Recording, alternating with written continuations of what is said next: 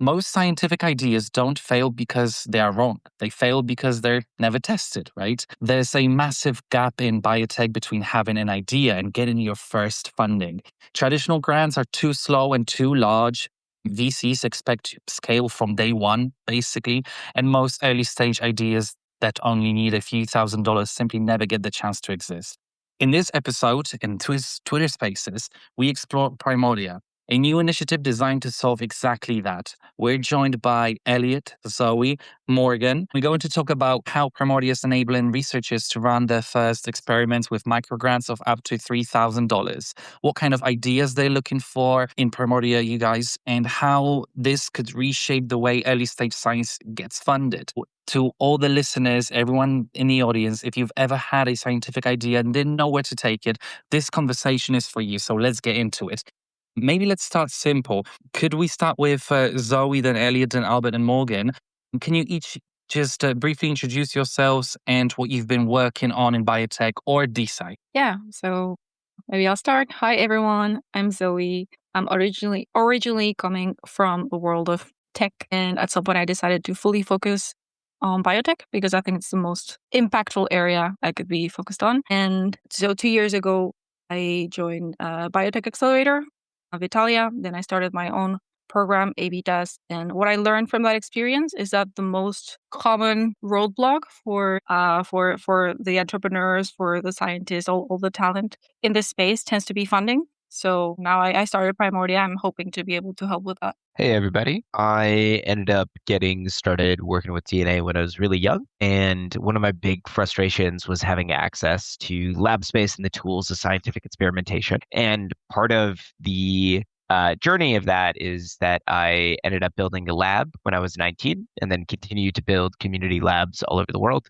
and have since built 6 or 7 different community labs, including the Biopunk lab here in San Francisco. And so we have about 100 members, the Biopunk lab, and I've networked with another 20 across the world of these beautiful, wonderful community lab spaces where it gives people hands-on access to experimental resources to test out their ideas. Beyond that, I ended up starting a company called Spira, which I ran for a good 7 years, which was focused around algae biomanufacturing. And the struggle during the entire time was just having stable lab space and initial small amounts of money to enable experimentation, especially when getting started. And so all of that led to building all the tools that I wish I had when I was getting going, including the Biopunk House, which serves as a bit of an accelerator for early stage ideas in biotech, a community of about 20 around the corner from the lab, and then starting to layer in other things like the Biopunk Fund and Primordia, which serves as a philanthropic angle to seed early stage ideas, especially in biotech.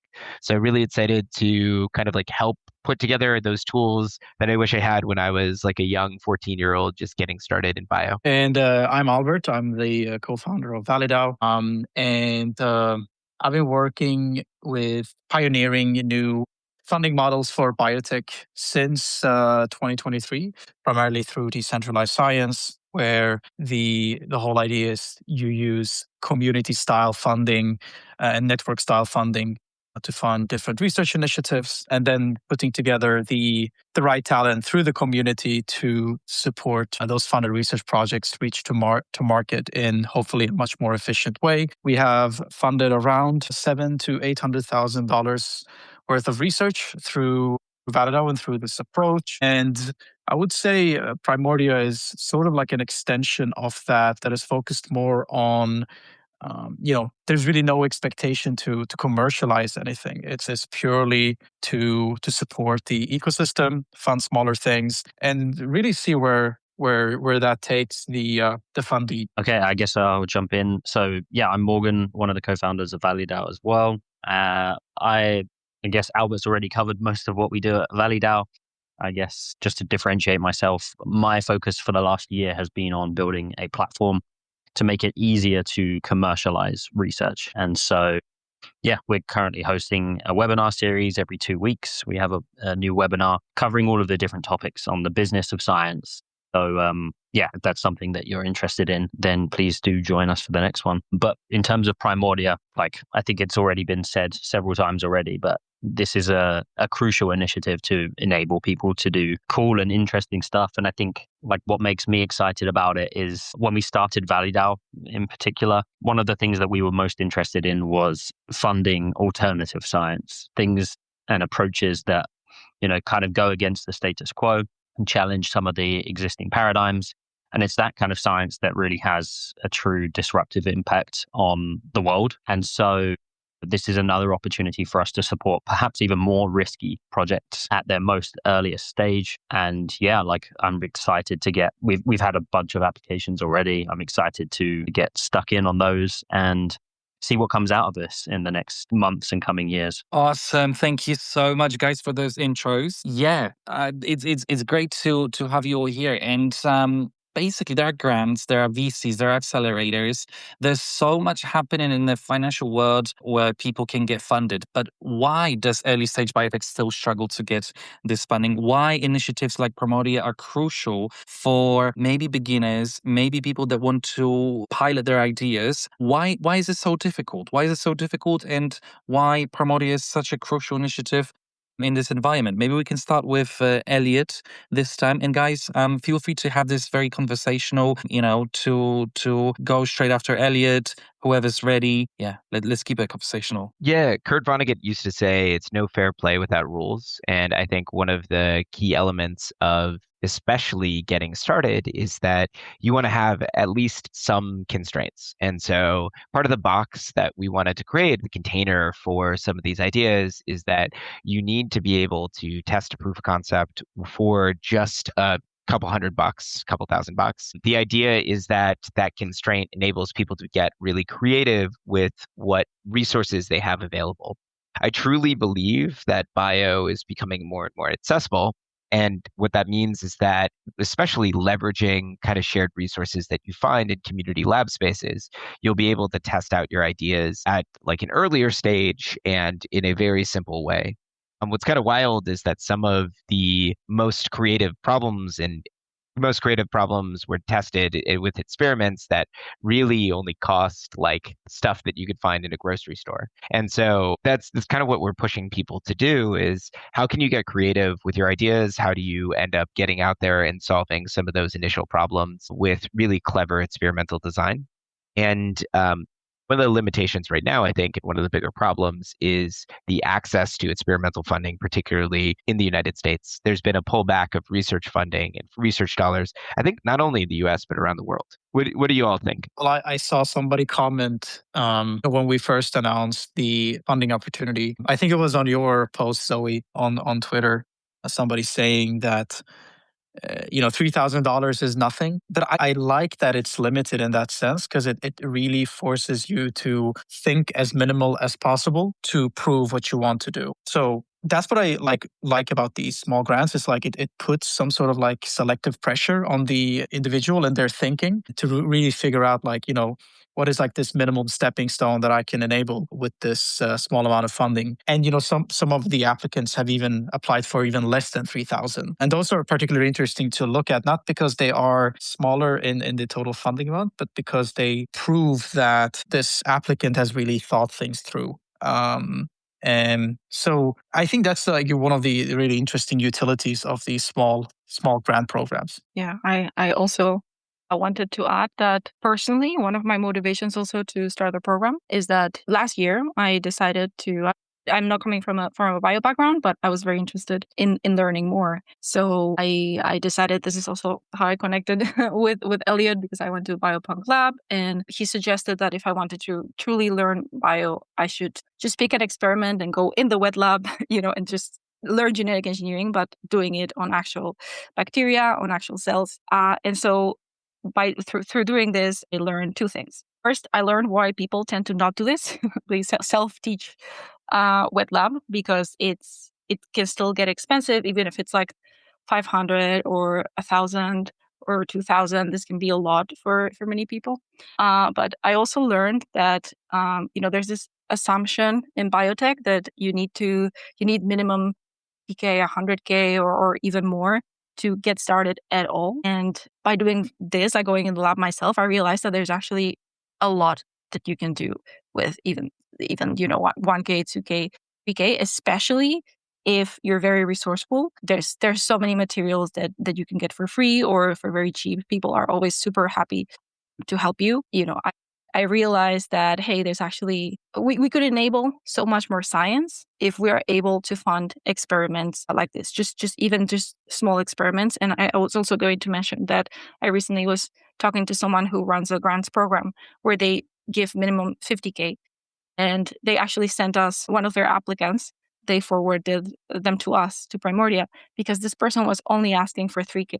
So this guy who's running this program reviewed the application and he said, oh, this is a really cool idea. Like, I love this. I want this to happen, but I don't know what to do with it because we give minimum 50K, right? So he was actually super, super happy to learn about Primordia. And he said that basically we're filling a gap in the field that's currently being unaddressed. So it just makes me happy to think that we can help those projects come to life. Yeah, I think people really underestimate how much you can do with like a low budget. And I think it's even like that possibility is even magnified when you have access to community labs. And this is why it's such an important thing, like to not just give grants, but to also have a network of community labs where people can do this work. Because a lot of the stuff that you will use to do kind of most basic tech experiments, like it's reagents, chemicals and consumables that like a lab will just have.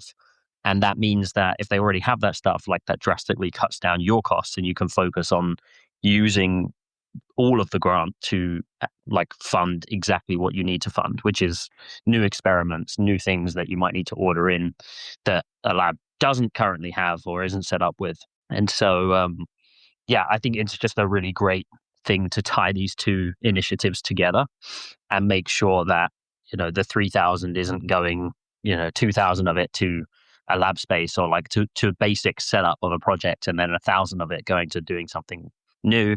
It's all going to do something new. And, that money can go a long way if you are able to design your experiments well and pick the right kind of questions to ask, then 3,000 can actually go a long way. And I've just been looking at myself setting up a plant cell culture, like minimum viable lab at home. And like the total cost of all of the setup of that is like not even $1,000. So like, I think especially when you come from academia, like there's this prestige or this idea that you need to have all of the best equipment and that it's very expensive and you're never going to be able to do this outside of a like big corporate or like a big or institutional lab.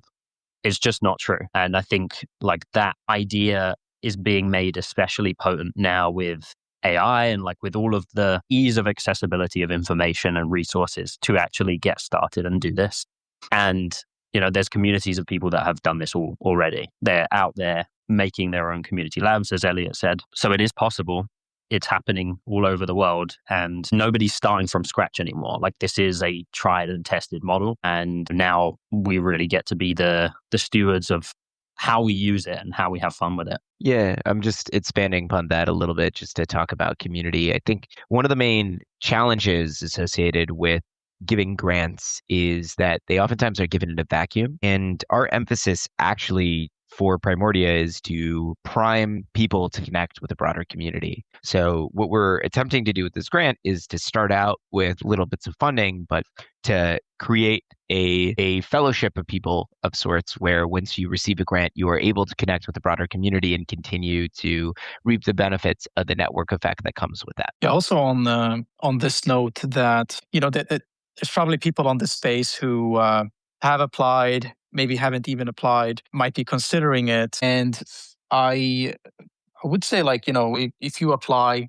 even if you don't get the grant, stay engaged, because that signals to our funders that there is interest in these types of communities, in this type of funding model. So the more people are engaged and reapply, that is super valuable signal because it can increase your likelihood of getting funding in the future. And we're really on our side, we're pulling all of the strings possible to make even the first 10K of funding available to the community. And so, my message is really stay engaged. It's not always easy, but hopefully we will be able at some point to create more of like a forum where people can connect. We're still figuring that part out because we've experimented with Discord, with Slack, and we haven't really found the ideal sweet spot for people to not get too fatigued with these messaging forums. Just wanted to put that out there as well. Yeah, and Albert, you actually touched on a really important point. So there's a lot of people here probably listening to this episode and thinking, okay, sounds really interesting. Where can I see the terms and conditions? What was the application process? So could you guys explain to the audience what does the application process look like for researchers if they wanted to actually participate and apply for the microgrant from Primordia? Who would like to take on that? I can start and Go on. I can lay out some part of the process, and I'll pass it on to the next person, whoever wants to continue from there. But I would say the most important thing in this application process is that if you get the funding, that you have somewhere or access to the equipment that you will need to do the experiment. Like that's the key. So like that's like the first question you should ask yourself before applying to Primordia is like, do I have somewhere where I can like work in a compliant way on my experiment? So that's the first one. And we discussed this internally that we really don't want to fund things that people do in their kitchen, especially, it depends on the experiment, of course, but like if people are going to work with engineered organisms, for example, and do cloning, I think it is better to be on the safe side and make sure that you can do it in a compliant space. So that's like the first question I would ask myself. The second one is, so we don't have a particular like focus area your application needs to fall within, and I think that's a really nice thing because for example, the TV wasn't invented but because somebody wanted to invent a TV. Like the first step of the invention path for the TV wasn't really obvious that it was going to result in a TV. And I think that's like the kind of like design space that we want to enable with Primordia, is to have this like open-endedness, because I think that can create some really interesting novel outputs in terms of people's experiments. Yeah, some of the other things I think I would throw in is that we're particularly looking at experimental science. So like if you have an experiment that you want to run, we've received some really cool things that were potential submissions that were great ideas, but not experiments to test. So that is one of the other limitations. The other thing that I would say is that we're looking at we want people to practice in public. Like this kind of information that you generate during the grant needs to be shared publicly, so it can't really have IP constraints, or if it does have IP constraints, just be sure whatever experiment you're running is not kind of like core to a concept that you're unwilling to share. I think practicing in public is one of the key things that we're trying to emphasize for people in bio. It's very important as a means of starting this momentum with whatever your idea is, whatever you're working on. Yeah, no, definitely. And I think like it's just a mindset as well of the kind of people we want to work with through Primordia, but also just in general, like especially from ValleyDAO's perspective, we've always been for and with the idea of open science and making things have a broader benefit to the community and the ecosystem. And so, we want to see projects that are not holed up and concerned about IP and like how they're going to, basically gatekeep the technologies that they're developing. And we want to work with people that are open, that are collaborative, and that have this spirit, because that's how you build a community. And that's how you build a community that's also like has intrinsic value, not just through the network itself, but through what it builds, the knowledge that is being generated and shared and disseminated. And I think that's what will transform this from the ordinary average grants program into something that has legs and a life of its own. Awesome. Thank you. And Zoe, next one's for you. What kind of ideas or projects are you actually looking to fund through Primordia? And that's also for everyone, obviously. How do you evaluate which ideas get funded? Right. So I was going to add this to what people have already answered. I was going to say that the main factor that we evaluate all applications on is impact. So obviously people are applying with an idea for a specific experiment. It's not required that they already have like a full plan for if this first experiment works out, exactly what are you going to do in the next 5 years, etc. But we do want to understand what's the broader impact if you succeed with this, if you validate this hypothesis. So yeah, like we got some applications that are maybe a little bit more on the fun side. At some point maybe I would also like to have maybe a separate track for those, but currently the main factor that we evaluate ideas on is precisely the impact. So I would say to keep this in mind for anyone considering applying. Cool, thank you. Anyone wants to drop in some other thoughts, ideas in terms of what kind of ideas and projects you'd be looking to find ideally? Yeah, I mean, I think the cool thing is there's been a couple of these grant programs that have spun up, and I think Nico McCarty said it really well, is that the types of people that are very generative in terms of their ideas will come up with like so many that they don't know what to do with them. And so what we're looking at is something that comprises like a well-designed experiment, though, something that is not just a concept, but something that can be tested and can be tested in a small way, because it's from these kind of like tiny things that big things grow. And so we've seen this time and time again in these various community lab spaces. And so we offer a couple of different examples on the website around different projects that have started from very, very simple and very small ideas and little bits of funding that have gone into big open source projects or companies. Fantastic, thank you. And I know you guys, your networks are amazing. Networks full of researchers and students and professors and people involved in biotech and science. And I know for a fact that you've been posting about Primordia, about the problems that Primordia is solving, and I really wanted to get like an overview of the reception. What's it been like from the community, from the researchers, from people in science, when you explain and tell them about Primordia? I'm curious, Zoe, how was the reception? Because you were I think the first one to break the news on any platform. Right. Yeah. So I would say the first big sort of social media push, the first time that I actually posted publicly about this was around a week ago, and honestly, it was like I was very surprised by how positive the reception was, how many people reached out to help, how many people retweeted it, including some people who I really admire.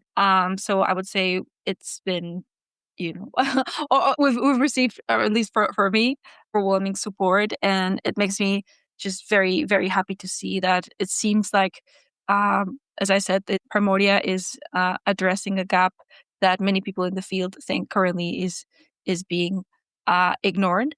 I don't know. I was already very optimistic, but this has fueled my motivation either further.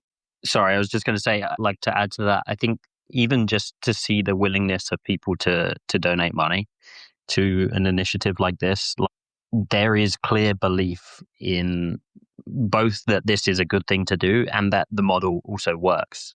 And maybe that's like, I don't think it's an equal distribution of belief.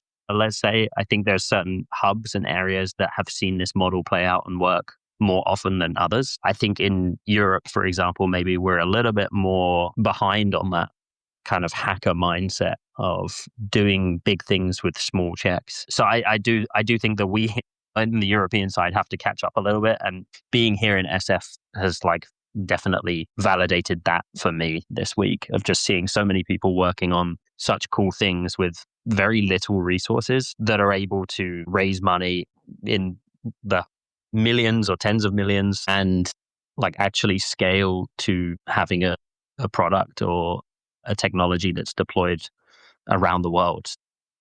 I mean, it's very evident to me that this is a good thing to do, and that like big things can come from these kind of programs. And I just feel very privileged that we, as a small community, but also part of something bigger, get to support these projects and see them come to life. Any plans of moving to SF now, Morgan? I told you I have to speak with my boss, aka my girlfriend. Love it, guys. Love it. Thank you. Thank you so much. It's great to see whenever I'm looking on LinkedIn and I see your guys, your posts or on Twitter. Yeah, the validation from the community, from people regarding initiatives like Primordia. It's great to see. I've got to ask actually, Zoe, because you mentioned something really cool, because you've already been looking and going through the applications that have been coming in to Primordia, and you did say that there's some ideas, some applications on a more kind of fun side. If you can tell us a little bit more, have you seen any surprising types of applications?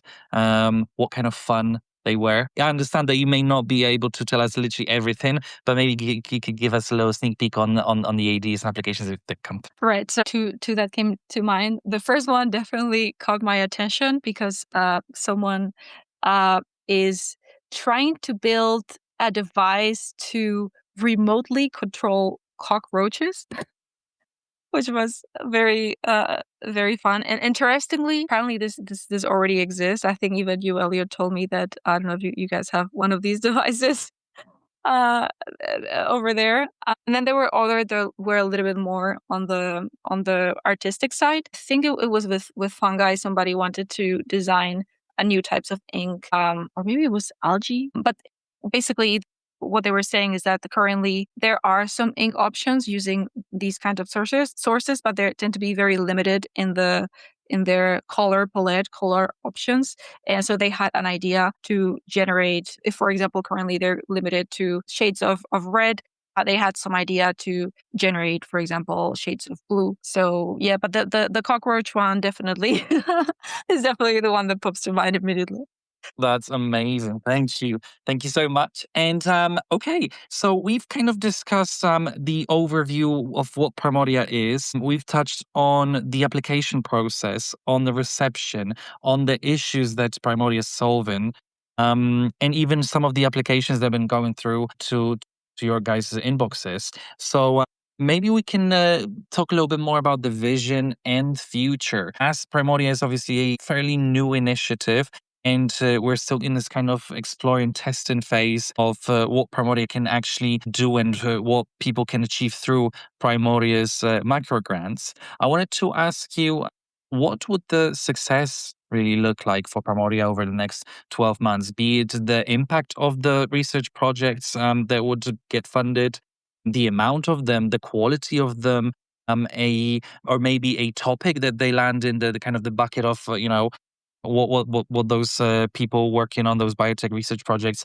are trying to solve. Maybe we can start with Morgan, and maybe you could also just FYI, because Morgan is kind of this brains behind Flow, Validao's powered AI tool that helps biotech researchers and students and scientists to validate their ideas and come up with the kind of business plans for the researchers. So maybe Morgan can tell us a little bit more if there's also some correlation and potential support between Primordia and Flow. Yeah. There's a few things I wanted to say. So in terms of what success looks like, I think like the baseline level of success for us is that we're able to fund projects through this initiative, and not just one cohort, but several cohorts throughout the year. So I think like our goal for this year is to have at least 2 or 3 of these cohorts run. And if we can show, like if we get strong signals that this is going to work and it's sustainable, then I think like that's the minimum version of success for us, because we just want to see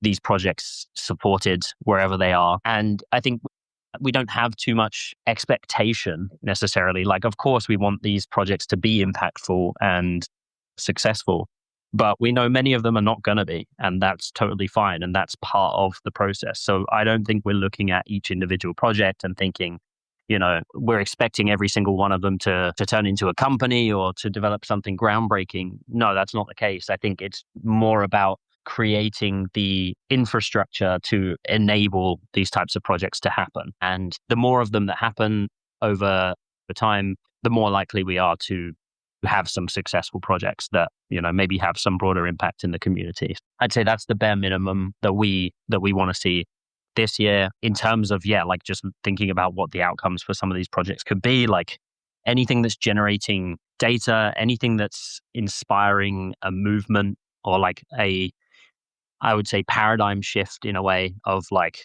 how we approach certain problems. Those are the kinds of experiments I'm particularly excited about, like things that just are completely wacky, that like maybe even traditional science says will never work, and people can just try this stuff and we'll support them, and many of it won't work, but some of it will, and it's going to raise a few eyebrows, right? It's going to make people think like, actually, we've been thinking about these problems all wrong. And I think, those would be some nice outcomes, if not like the technologies themselves, but just pushing people to think differently about addressing problems. And to address your last question about flow and potential synergies there, like I think, the obvious low-hanging fruit is for all of the Primordia projects to be able to use flow to help them design experiments or actually carry out experiments, maybe even on the data analysis side, and communicating them.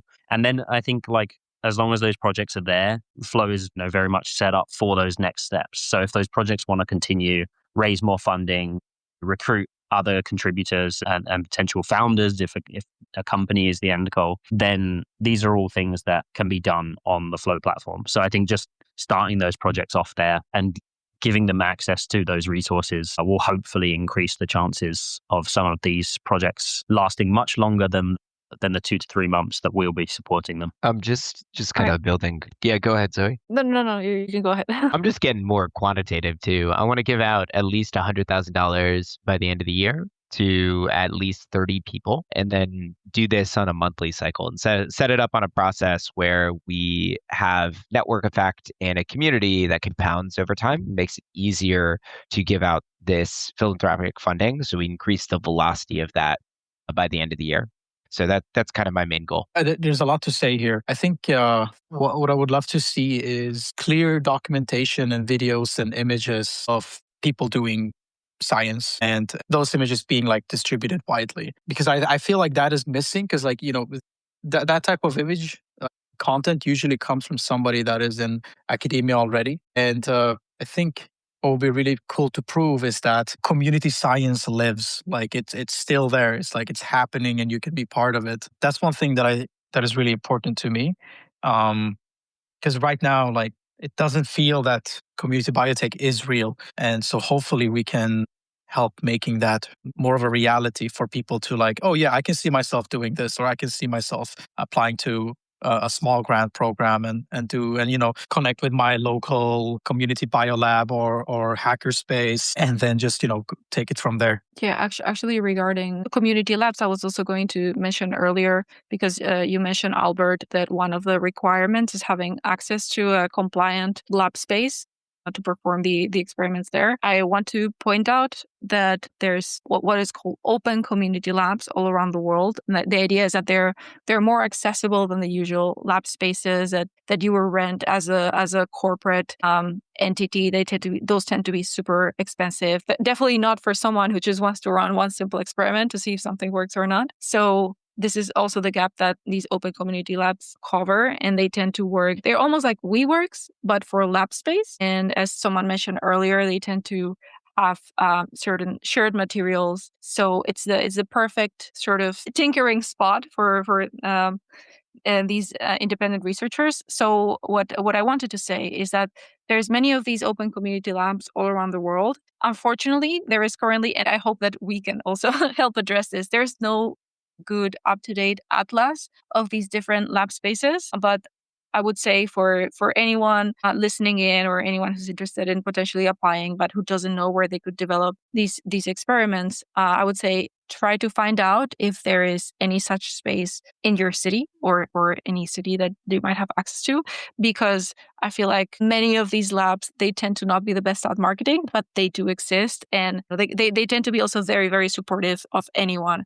who wants to build something real there.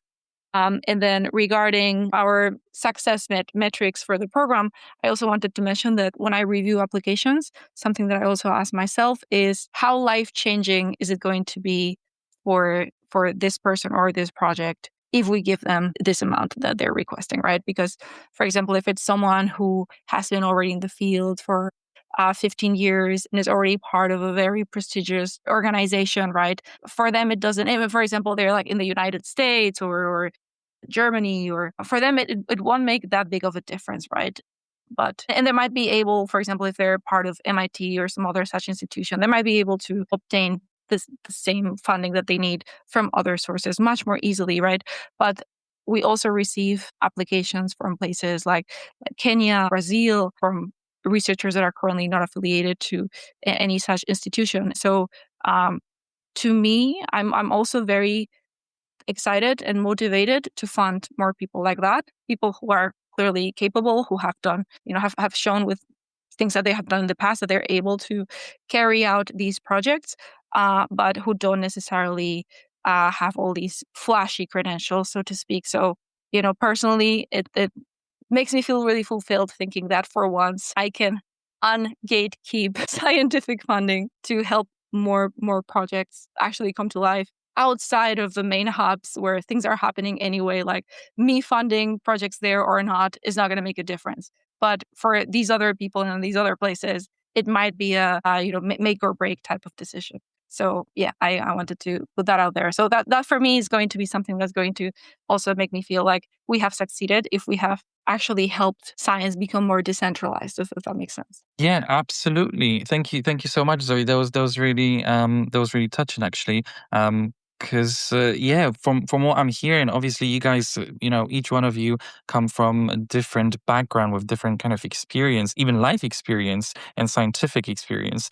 And it's great to see that you're not just looking at numbers. You're not just really looking at the, just kind of cold valuation of what can be achieved with this money and the grants, but you actually look for people and feed people actually first, that could have the potential, that need to get pushed a little bit further to make their dreams come true, even if it sounds corny, but that's what it is at the end of the day. And yeah, it's inspirational.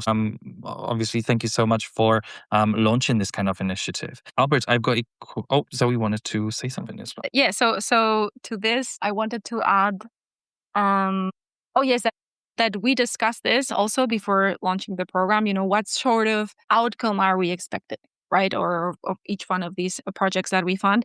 And I think we were very aligned on one thing, which is similar to what somebody already mentioned before, which is that even if some of these experiments don't go on to become, I don't know, some big startup, some big research project, but us having funded this person or this research actually helps this person, for example, land a job, or for someone who's maybe very new in biotech, land a position at some really big lab, not necessarily big, but like really good lab that then sort of helps them launch their scientific career. That's also incredibly impactful. So yes, we don't want to be so narrow-minded to try to evaluate success just by looking at what happens with this one specific experiment that we funded. But if that enables the researcher to make wider contributions, right, in the future, then I would say I would call that success. Absolutely. Thank you. Albert, I've got a question for you. Could you tell us a little bit more how Primordia actually fits into the broader ValiDAO and DeSci ecosystem? Because ValiDAO is solving the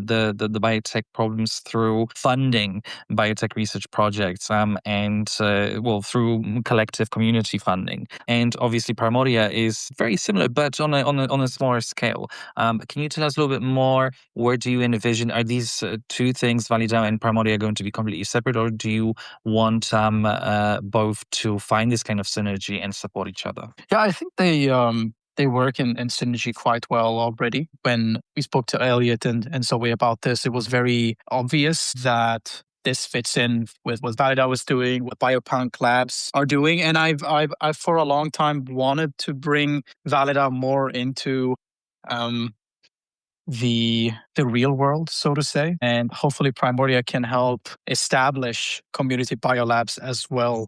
I think we just need more labs. We need more people doing experiments, and we can't fund every individual with 100K or 200K or 50K, like in the fashion we've done with our funded projects through ValiDAO. They have ValiDAO and Primordia have two different objectives, but they work quite well hand in hand. The one focusing more on like bigger initiatives, and Primordia focusing more on smaller, community-centered, builder-style initiatives. Like I think that's like the best way to build community and have diversity of thought, diversity of ideas, and that makes an ecosystem fun to be part of. Maybe just to add one thing that we haven't mentioned, and I know we haven't necessarily discussed in the team, but I think is a no-brainer in general, is like Primordia microgrants could be a stepping stone to bigger initiatives like being funded through ValleyDAO. So,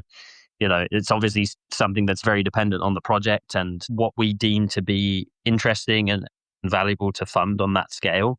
But it's not at all out of the question that a Primordia grants receiver could essentially graduate into a bigger funding initiative, either through ValleyDAO or externally. So yeah, I think this is really just a stepping stone and an opportunity to do something even bigger should the project be successful. Absolutely. And okay, we've got just around 10 minutes left, and I still have a couple questions. Guys in the audience, you listen, you've got any questions, you want to join us on stage, make sure to raise your hand, and I'll get you here on stage to ask some questions if you got some. Guys, in the audience, if there's anyone that's got any questions and you want to ask Zoe, Albert, Elliot, Morgan, the Primordia crew, any questions regarding funding, ideation, the application process, feel free to request to speak. Hey, Dr. Alex. Yeah. So I had a question along the lines of, if we have a project that might be a little bit more complicated that we can break down into maybe separate experiments, would you recommend potentially submitting each of those experiments as a separate grant? How are you all thinking about that type of submission? That's a great question. Maybe just to add my 2 cents here, I think applying them as separate grants is one way to do it. The other way is to, if there's a clear story or transition, let's say, between those experiments, then I think it makes sense for it to be all part of the same application, and just whatever it comes next is part of the next steps. I think that's one of the questions we ask on the application form. But something we really care about is what are the next steps that you would take if we grant you this grant and if the research is successful. And so perhaps it makes more sense to include it there as follow-on steps, and having a think about, if Primordia can't fund all of these experiments, where else can I go out and seek that funding? And so yeah, maybe structuring in that way, from Primordia's perspective, what can we fund that will get this bigger initiative, get the wheels in motion for this bigger research initiative. Okay. And then I guess I'm just kind of, empathizing my thought process. Some processes might be better to be done in series. So one thing has to happen before the other, versus some processes might be able to be done in parallel and not necessarily directly related, but let's say different approaches to the same problem, for example. Yeah, definitely. I think in terms of things you can run in parallel, then picking whatever is the most promising or interesting, or maybe if there's no clear criteria on that, just whatever feels right, or whatever you are most interested in doing. But in terms of things that need to happen one after the other, then yeah, obviously that's not avoidable. But I think wrapping it up, whatever it is you choose to apply for, wrapping it up in a way that makes sense as okay, this is the first steps, and this is why those first steps are interesting, and being clear about what is the bigger story here, and why is this experiment that you're asking for funding for, why is this the most important thing that we do right now? Great. Thank you, Morgan. Thank you, Dr. Alex, for the question. Yusuf, you're next. What's your question? Hi, everyone. I wanted to know how you think about grantees who are using their experiment to generate foundational data for a larger infrastructure project, where the lab notes and open data set serve both the community and a specific downstream build. I can go again if no one else has anything to say. Yeah, I mean, I think it's obviously of value to do something that is enabling something for the community. So I don't know what it is you're referring to specifically, but yeah, if it's data that's going to support either the Primordia community or the wider scientific community, then those are obvious good things to start doing.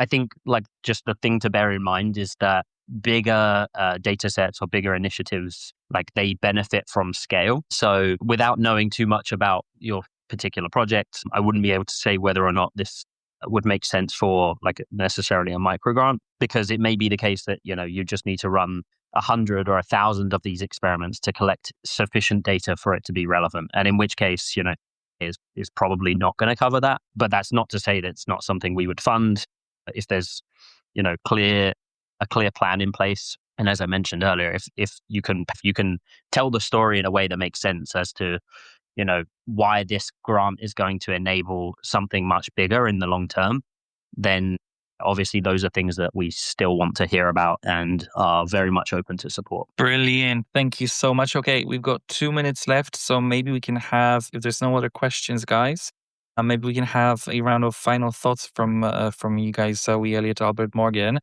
And maybe in those final thoughts, you could actually answer the question I had before. Students, researchers, and the biohackers, if they're not too advanced and they just concern them, this may not be for them. How would you convince that it's actually for them? What kind of person should definitely apply for the microgrant from Primordia, or maybe who shouldn't apply? I can kick it off. Yeah. So I think I was having this conversation with a 17-year-old who came on by yesterday, who was just getting started, who kind of had a bunch of self-doubt.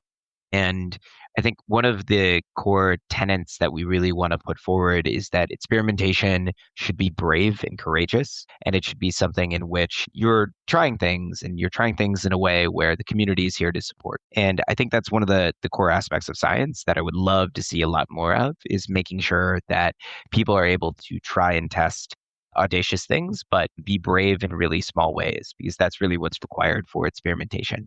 So we're looking for ideas that are out there, that are a little brave, that are able to be tested in these small ways and able to be shared with the community, trying to look at people who are experimentalists and community oriented to really be successful in this kind of grant giving paradigm.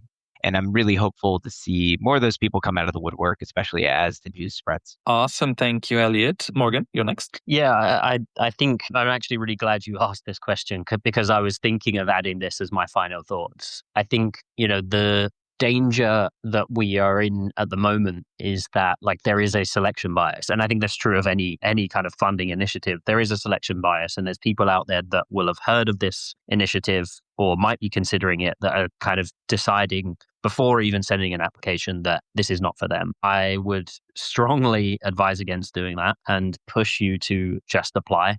There is absolutely no harm. It's not an extensive application form. And the absolute worst thing that can happen is we say, not this time. We're not going to shame you for your ideas or ridicule you or anything like that. So there's really nothing to lose other than 5 or 10 minutes in filling out the application. And you never know. You might be fortunate and you might be able to actually get something off the ground. And then the other thing is, just on the kind of profile, if you're not thinking this is necessarily something for you, I think if you're somebody who is willing to put in time, then, the money is at the end of the day just a small piece of the project. And what really matters is the time, energy, and passion you put into this, because that's what turns, 3,000 into the equivalent of 30,000. If you know how to spend that, if you know how to manage those resources well, and if you know how to stay on track and prioritize things, then 3,000 is going to go a lot further than it will for somebody that, it just wants to paid to do an experiment and, it's all very prescribed and systematic and they're just going to spend that money and then the data is done. If you're thinking about applying, you should be prepared to put in a lot to this project to make it something that is worth your time at the end of the day, not just the money, but worth the time investment that you put into it. So yeah, that's the kind of profile I think I expect to see applying. And I think most people in science already fit that profile, whether you're in academia or independent, whether you're well-funded or less well-funded. I think we all have these skills available to us in terms of project management, in terms of prioritization, in terms of we're very used to putting in a lot of time and not getting paid for it. So yeah, if you have a project that you're passionate about, then I don't see any good reason why you shouldn't apply. Absolutely. Thank you, Morgan. And Albert, Zoe? Nothing really to add. Elliot, Morgan, I think you guys said things perfectly. If anyone here is doubtful about applying, I would say apply now and think later. You might get the grant. You never know. Yeah, I would encourage people to not overthink the application, honestly. But do put some thought into the application. Don't just generate it with AI. Absolutely. And Zoe, last but not least. Yeah, I was also thinking about your last statement. Yes, we can definitely tell what applications were 100% generated with AI. So I recommend not doing that. But more specifically, I would just want to wrap up with specific advice for people with the profile that you guys mentioned, maybe people who are very early on in their like an early stage in their scientific career. I would say yes, don't be scared to apply. If you're someone very motivated, and you can make that clear in your application that you have the right motivation and commitment, right, to carry out this whole project that you're applying for. But if you're worried that they will never give me a grant because I'm too junior, then what I would recommend is that you mentioned you probably have access to some mentors, right? And so you can still apply as yourself, not your mentor, but you can mention that like,